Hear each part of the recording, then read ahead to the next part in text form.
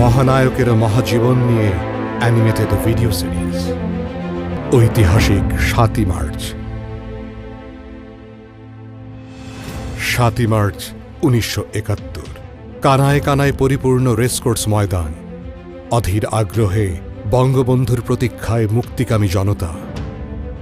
এই পরিচিত প্রান্তরে কখনো তিনি এসেছিলেন রাষ্ট্রভাষা বাংলার দাবি নিয়ে, আবার কখনো বঙ্গবন্ধু উপাধিতে ভূষিত হয়ে। আজ তিনি শোনাবেন বাঙালির বহুল প্রতীক্ষিত স্বাধীনতার কবিতা মুক্তির গান। দৃপ্ত পায়ে এগিয়ে যাচ্ছেন তিনি স্বাধীনতার মঞ্চের দিকে। মুহূর্তে জনসমুদ্রে জাগে জোয়ার। নির্ভীক বলিষ্ঠ কণ্ঠে বঙ্গবন্ধু দিলেন স্বাধীনতার ঘোষণা। আজ বাংলার মানুষ মুক্তি চায়, বাংলার মানুষ বাঁচতে চায়, বাংলার মানুষ তারা আজ তার অধিকার চায়। মনে রাখবা, রক্ত যখন দিয়েছি, রক্ত আরো দেব।